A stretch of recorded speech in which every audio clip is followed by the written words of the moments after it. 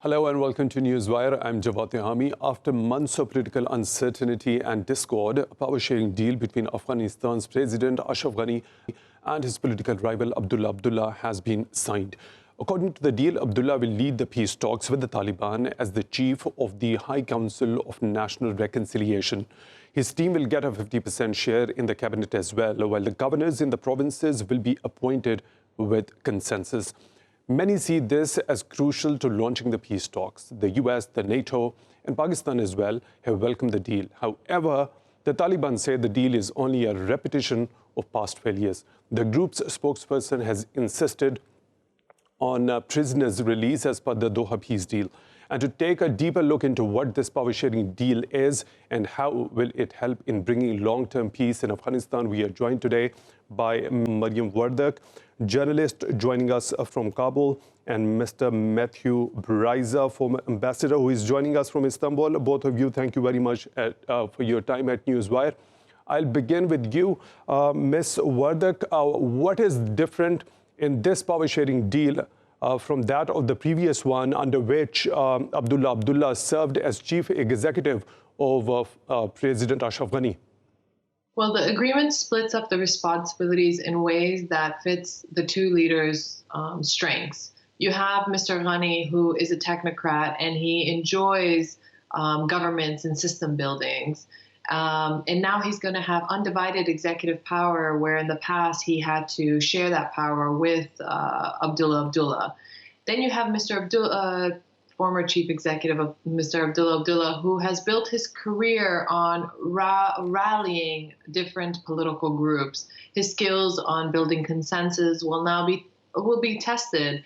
And he will be leading the negotiations. So I think this formation works best to both of their capabilities. However, it still requires coordination, collaboration amongst the two. There was challenges in the past 5 years when they were ruling the government, but now since they're not ruling 50-50 in the sense when it comes to executive power, they're both adhering to their own skills, I believe that it'll move at a better pace. How Abdullah Abdullah will move forward with the Taliban negotiation is something that I'm going to be watching very closely, because who he's going to bring amongst the political leaders and how the Taliban will react is going to be very important. Aside from the political leaders, I think that Abdullah Abdullah has a strong stance amongst the Afghan population, and it's the Afghan people that really need to be included in this process. How he approaches this, how he incorporates them, this will be a crucial part of what's going to happen next. Okay, Mr. Bra, how do you see this this deal as different from the previous one? And this particular deal, as per the deal, Abdullah Abdullah is to serve as the chief of the High Council for the National Reconciliation, but he is to be considered as second to the president. And in the previous government, being the chief executive, he was also the second to the president. So what's the basic difference? Well, first, I would say Mariam laid out the basic structural differences very well, very clearly. I have nothing to add to that. But for me, what this means is that, yeah, even though Abdullah Abdullah is still number two de facto, the fact that this national reconciliation is the top issue now, and actually pushed by the United States, shows how far things have moved and how far they have not moved in the peace process. And what do I mean? I mean that, we all know that the United States and the Taliban formed this agreement that did not include the Afghani government. And so it's only now, months after the February, 29th agreement, 28th agreement that was signed, that finally the Afghani government is getting organized with somebody in charge to lead the national reconciliation process. Okay, as per the Abdullah Abdullah is to head the peace talks with the Taliban, as been mentioned by both of you earlier as well. His team is to get 50% share in the cabinet. And Abdul Rashid Dosta, when you talk about him, will be made the head of the armed forces or the marshal of the armed forces. So by looking at these things which have been given to the side of Abdullah Abdullah, don't you think that Ashraf Ghani has conceded too much?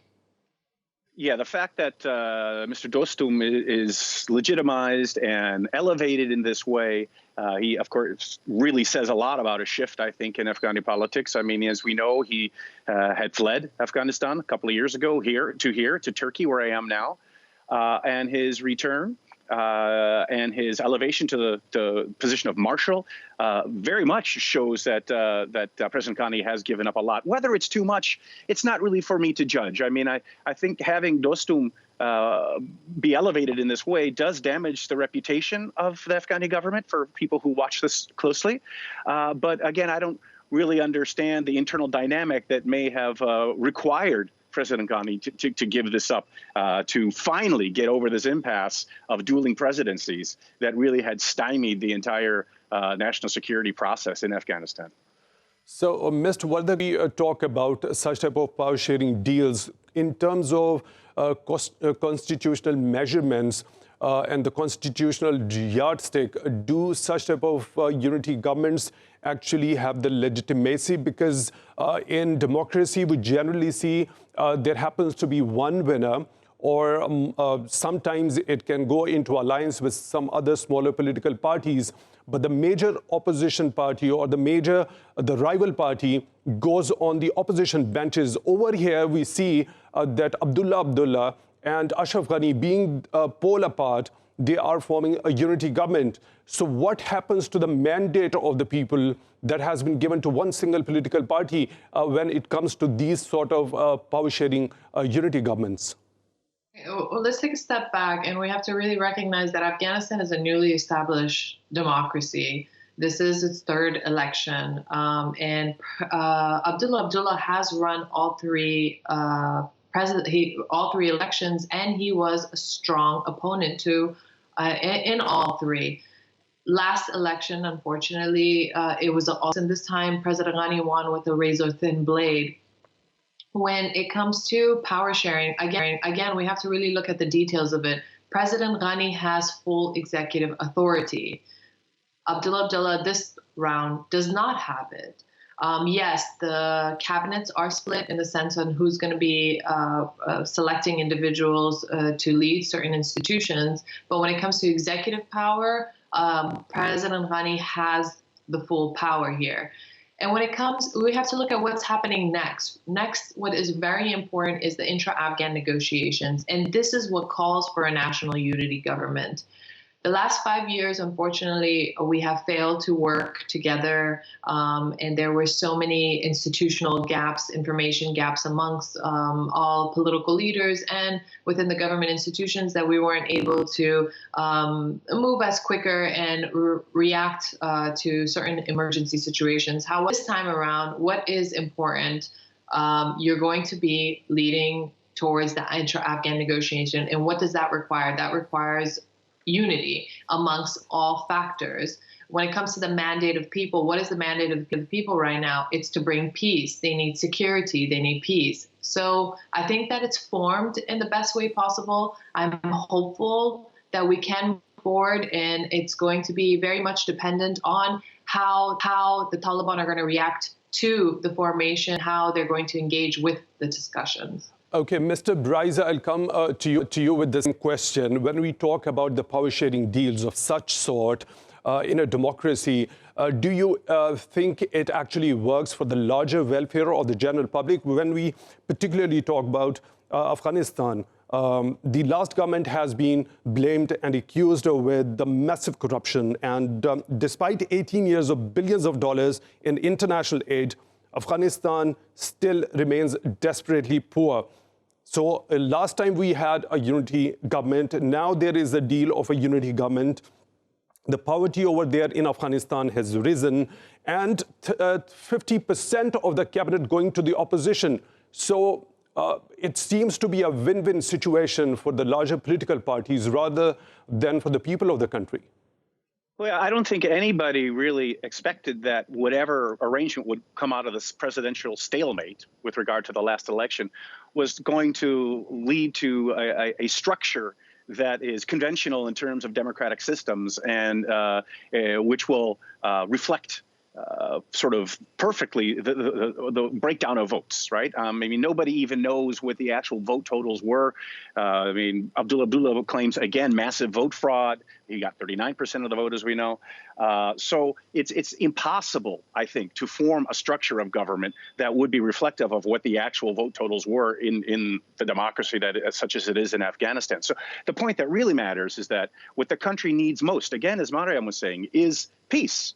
It needs for the intra-Afghan negotiations to begin, and that is impossible as long as you don't have some sort of government in place where there's a recognized person in charge. So, Mr. Bryce, very clearly, I want your comment on this one. The Taliban have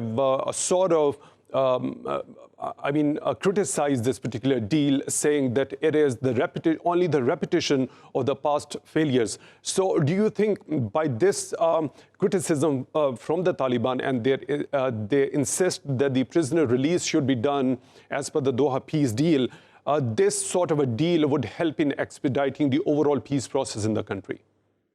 I think this sort of a deal removes an obstacle that was preventing any progress whatsoever, right? I mean, you can't have intra-Afghan talks between the Taliban and the government if there is no clearly legitimate government. Whether or not whether the Taliban will recognize this government as legitimate is a question that remains to be answered. I'm doubtful that they would recognize any Afghani government as being legitimate. And that's been the point all along, right? They've refused to do so. And when President Ghani also refused to release those 5,000 prisoners a commitment was pretty much forced upon him by the United States, then the Taliban had a perfect excuse to say, well, this whole agreement is not legitimate, because I don't think the Taliban wants any agreement with the Afghani government, because it doesn't recognize any Afghani government other than itself as legitimate. Okay, Mr. Matthew Bryce, for being at Newswire, former ambassador joining us from Istanbul. Ms. Wardak, I'll come to you with the same point. When the Taliban have criticized this particular deal by saying that this is the only repetition of the past failures and the mistakes, so do you think the overall peace process in the country would be expedited after this particular power-sharing deal?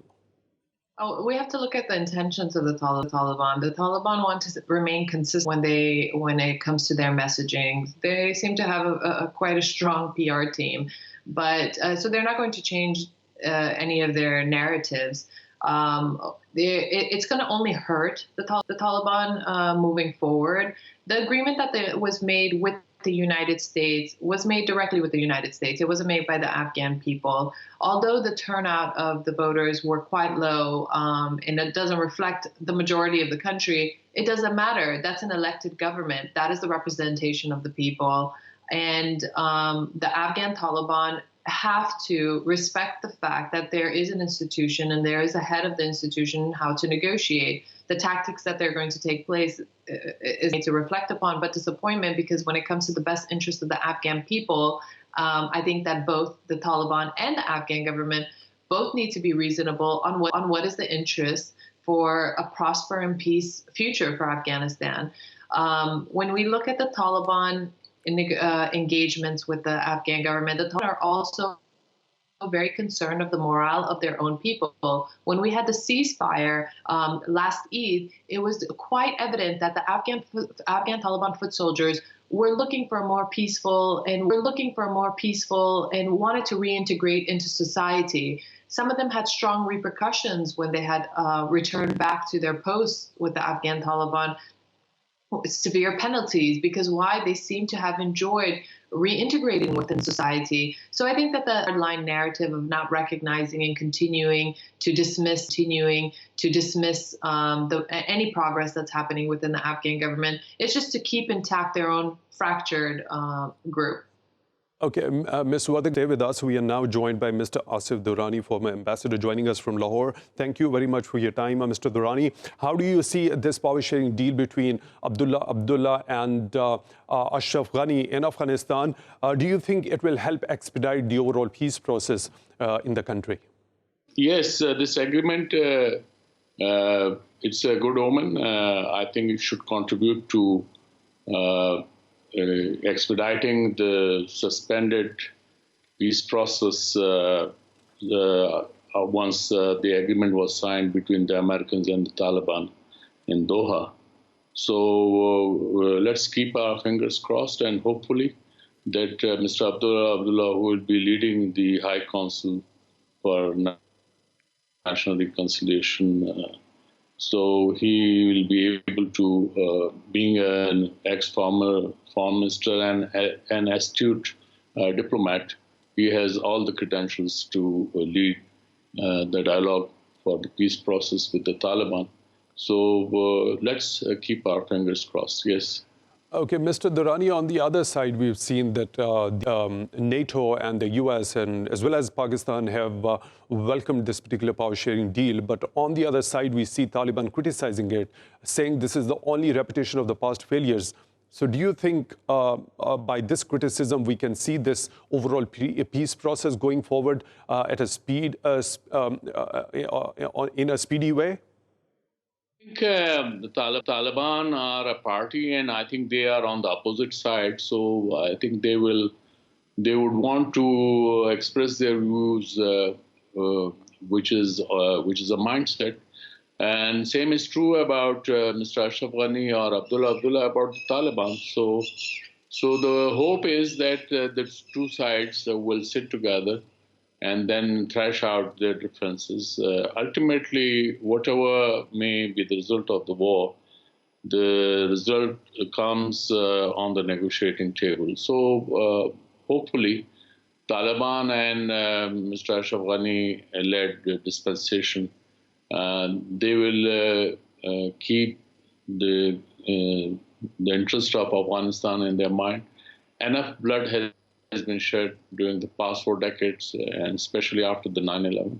So it is time that the two sides, they sit together and think about a peaceful and stable and prosperous future of Afghanistan. Yes. Mr. Durrani, we have heard the Afghan government officials saying and accusing the Taliban of not being honest to whatever the commitments they made under the Doha peace deal. But at the time of the signing of the Doha peace deal between the US and the Taliban, both the sides recognized the role of Pakistan in making that happen. So after this particular alleged continual denial by the Afghan Taliban, do you think there is the role Pakistan can play in order to engage the Taliban to come to the negotiating table so as to resolve all the outstanding issues? I think our role was, as long as the two sides could sit together. We can take the horse to water, we cannot make him drink. So that is the situation on the ground. So it is up to the Afghans how they decide about their future. Pakistan cannot play any role as far as the future course of action in Afghanistan is concerned. That is to be decided by the parties in Afghanistan. Yes. Okay, Ms. Wardak, when we hear about Pakistan's role, Pakistan had played a very important role in making the Doha peace deal happen, which was recognized by both the signatories of that deal as well.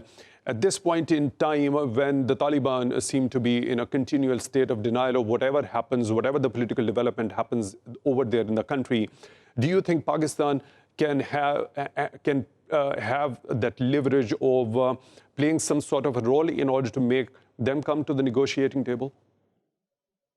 The region is quite important on how Afghanistan is going to form its future.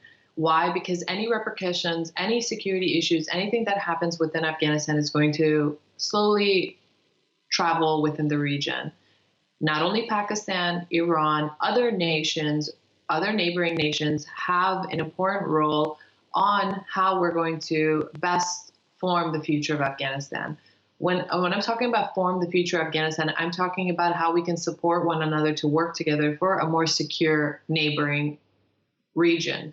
However, when it comes to the influence, it is quite clear that Pakistan has been quite helpful when it comes to bringing the Taliban to the negotiation table. And I think that Pakistan should continue to echo the support and providing and pushing the Afghan Taliban to continue to recognize that they need to communicate not only with the Afghan government, but also with the Afghan people and not be so hardline as they have been.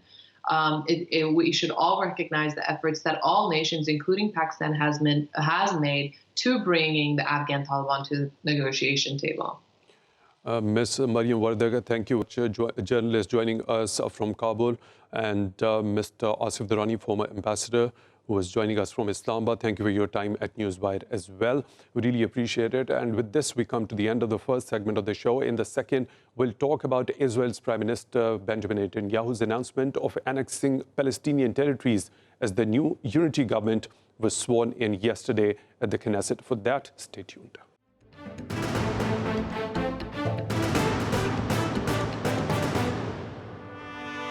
Welcome back to Newswire. Israel has sworn in a unity government to end more than a year of political deadlock. Under a power-sharing deal agreed in April, Prime Minister Benjamin Netanyahu will serve for another 18 months. Before taking over, his rival Benny Gantz will serve as Deputy Prime Minister. The two leaders have agreed to press ahead with a controversial plan to annex parts of the occupied West Bank in violation of international laws.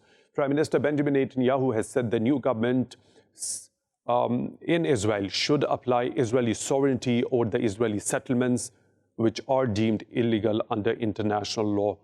Now, to talk more about this, we are joined by Mr. Ran Bar Yoshafat, analyst and attorney and political commentator, joining us from Jerusalem. Thank you for your time at Newswire.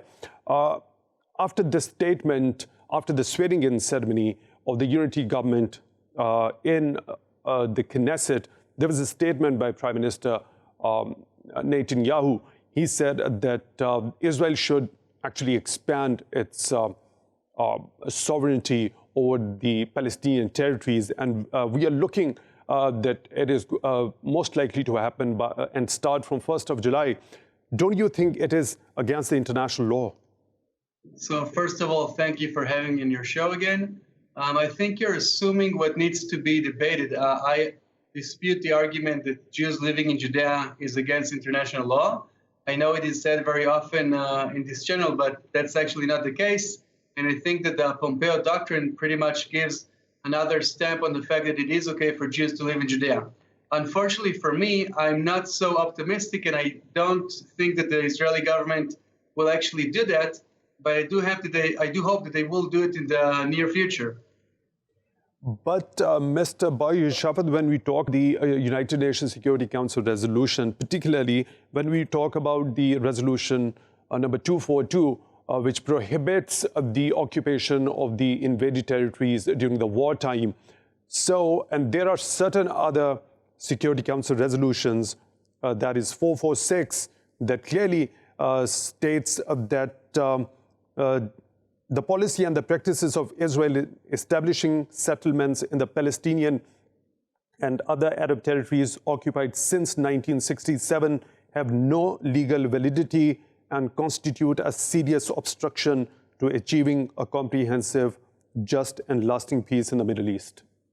Well, the Uti Posiditas Utis rule says definitely differently, but I have to say the people who literally wrote the Fourth Geneva Convention said that there's no problem with Jews living in Judea. And the United Nations, if they will vote on the fact that the earth is flat and that Israel has flattened it, would probably pass a resolution that would say, yes, it's Israel's fault. So I'm not sure that that's the criteria. And that is not how you treat international law. International law is combined of treaties and customs and agreements.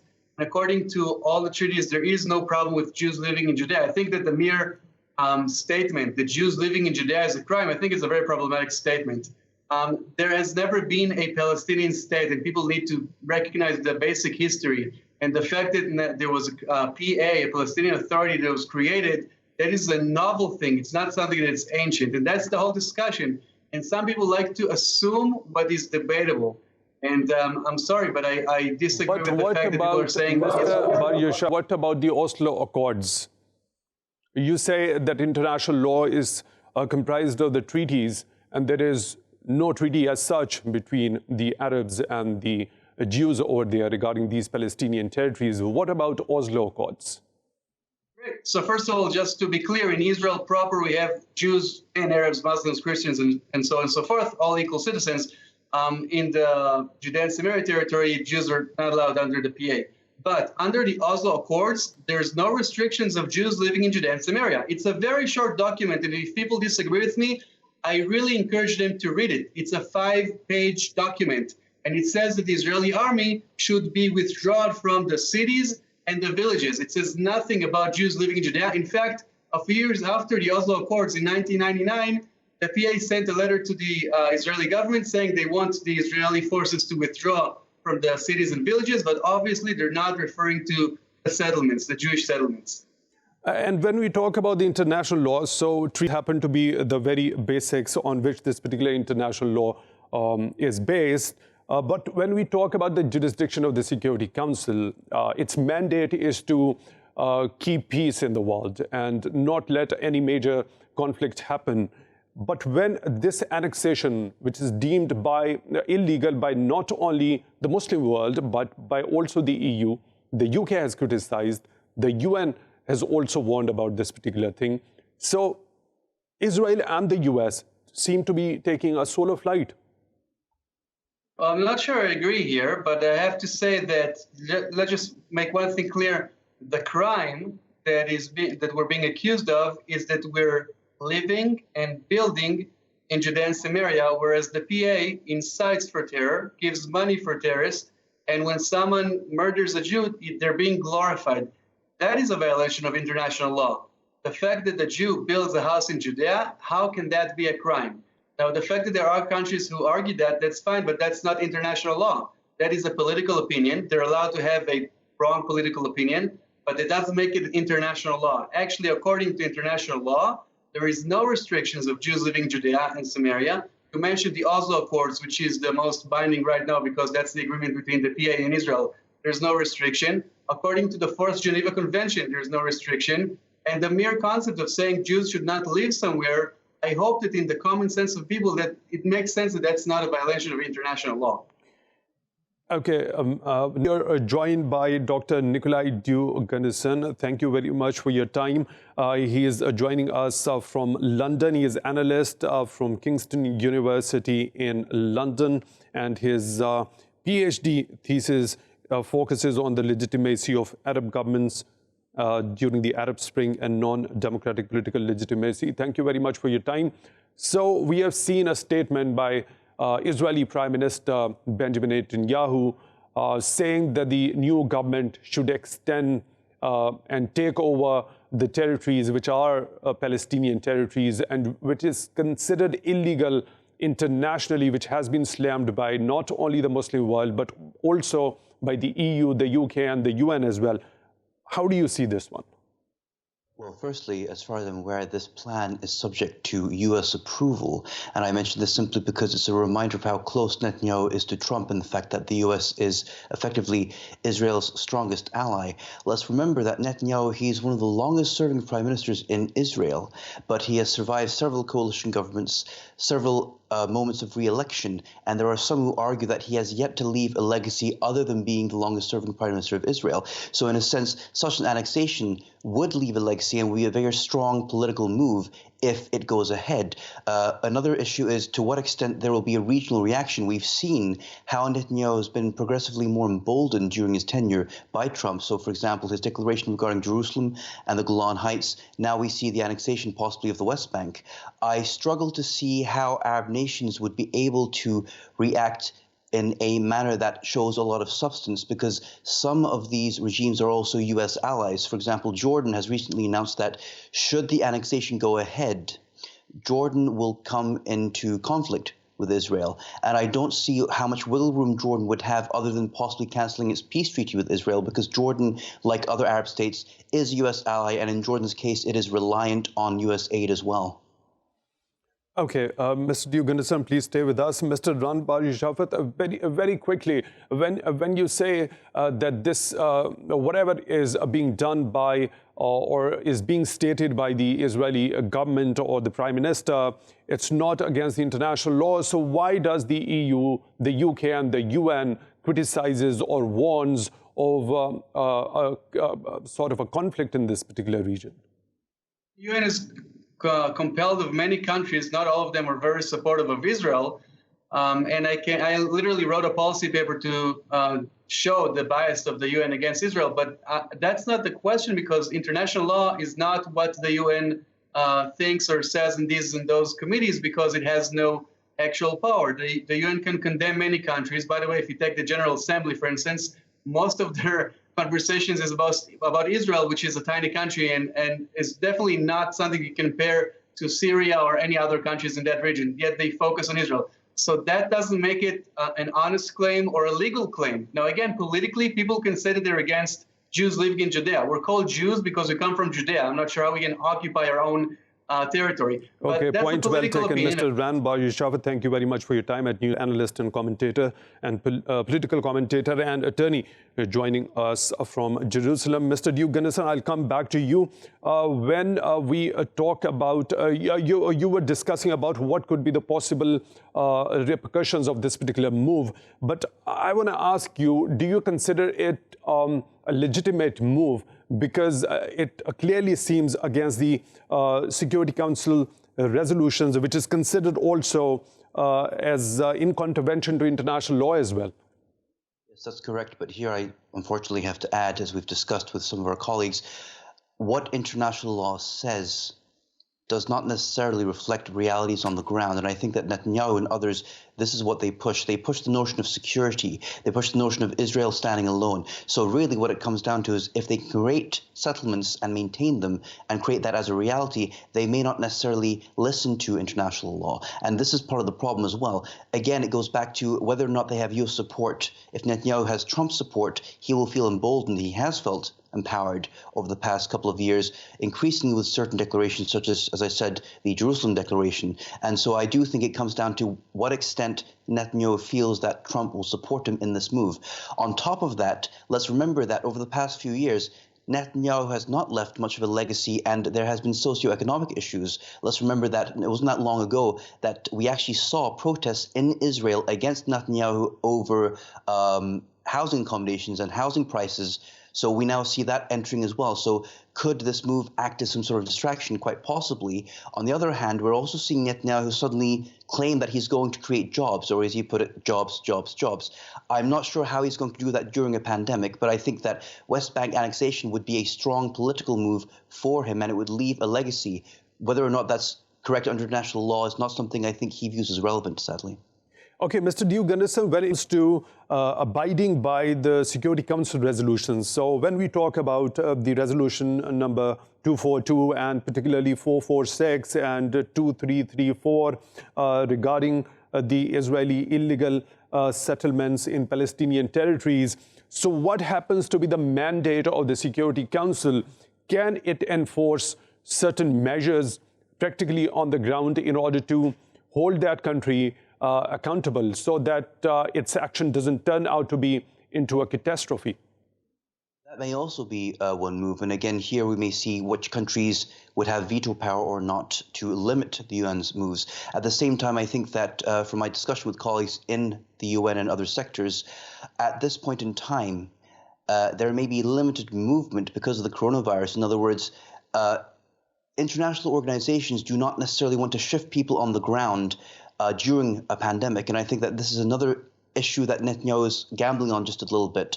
This coalition is meant to create political stability, at least for the first few months, and Netanyahu will then, after 18 months, be forced to hand over power to his rival Gantz, who, by the way, does not necessarily want to annex the West Bank. So we see here that Netanyahu is he's exploring different aggressive options, I think, because this is the last card he has to leave a legacy other than just his corruption charges and being the longest-serving Prime Minister of Israel. Okay, Mr. Duke Gunnison with us. Now we are joined by Mr. Issam A. Adwan, analyst, and he's the project manager of We Are Not Numbers. He's joining us from Gaza. Thank you very much for your time at Newswire. This statement by Prime Minister Benjamin Netanyahu after the unity government in the Knesset was sworn in yesterday, how do you see it? He wants the Israeli sovereignty and to be expanded to the Palestinian territories. What do you say about it? Yeah, of course. If we're talking about the differences between the policy of Gantz and the policy of Netanyahu, they're hardly distinguished. Both are, would say, warmongers, and neither has a plan to achieve a just peace or even faintest a desire to find one. And regarding the results and how, I would say, talking about the ramification in the West Bank, I'm going to talk about four aspects. Number one is the direct violations of Palestinians' human rights. I would say freedom of movement, further establishment of expansion of settlements, a threat of expulsion and house demolitions in communities of the Palestinian communities that is unrecognized by Israel. Also, the status of the Palestinians in the annexed territories would be, I would say, unknown. That would create more tension regarding the control of natural resources. And the other thing of the violation is it would legitimize the international, I would say, the international laws and the international violations that Israeli policy acting towards the Palestinians. And number three, I would say changes in government and governmental powers, because those residents of those Palestinian residents of the annexed territories would be under the Israeli sovereignty. And when it comes, the Israeli government is neutrally loyal to Israeli citizens and residents only, and therefore to Israeli interests. And the last one, I would say, is the entrenchment of apartheid in the West Bank. This would give, I would say, a different dimension of Israeli policies towards the Palestinians. This would legitimize, this would give a legal perspective of what Israel could do to the Palestinians in the future. Mr. Adwan, please share with us, so has been the immediate reaction from the Palestinians and Gazans after the unity government was sworn in yesterday, and such type of a statement coming from the Prime Minister? Yeah, I'm talking about this. The Palestinian Authority, they were holding a meeting regarding to discuss the results of the annexation, discussing the formation of the government between Gantz and Netanyahu. But unfortunately, they postponed that. I'm talking about the public reaction, taking that into perspective, that whatever the Palestinians are reacting, they are always blamed. If they are, for example, protested at the eastern borders of Gaza, they are blamed. If they protested in the West Bank, they are detained, they are arrested, and they are killed sometimes. So the public response is still, I would say, on its lowest level, because during the pandemic and during the outbreak of the coronavirus in Palestine and Israel, there is absolutely no public response. But I would say the officials' response is still in idle status. They are not acting at all. The meeting that was supposed to be held 2 days ago, and they postponed that because they want to take, I would say, more time to take into account the results of the annexation and the formation of the Israeli new government. Mr. Duke Anderson, Mr. Adwan has said that there has been less public reaction after this particular announcement just because of the COVID-19 outbreak there in that part of the world as well. I mean, how do you see, once this, do you think this particular move has been done by Prime Minister Benjamin Netanyahu when the world is preoccupied with dealing with the COVID-19 pandemic, and he has taken advantage of this particular whole scenario? Since I would say this is quite accurate, and I agree with many of my colleagues' statements, let's remember that Israel, as of now, its cases of COVID-19 are just under 20,000, which is quite low for most of the Middle East. And I believe that that's another aspect Netanyahu may try to sell, that he was able to protect people under COVID-19. But yes, at the same time, as the world struggles with this pandemic, I think he is taking the opportunity to reach out and push something like annexation at a time when he could do so somewhat under the radar. I'd like to build on my colleagues' comments here about legitimacy. I think it's also about empowerment and disempowerment. By trying to formally annex the West Bank, it sends a message that the settlers belong here and Palestinians do not. I think that's another one of the games that Netanyahu is trying to play. Okay, thank you very much for your time. Dr. Eli Duke Anderson, analyst, joining us from Kingston University, London, and Mr. Isame Adwan, analyst and project manager of We Are Not Numbers, joined us from Gaza. Thank you for your time as well at Newswire. We really appreciate that.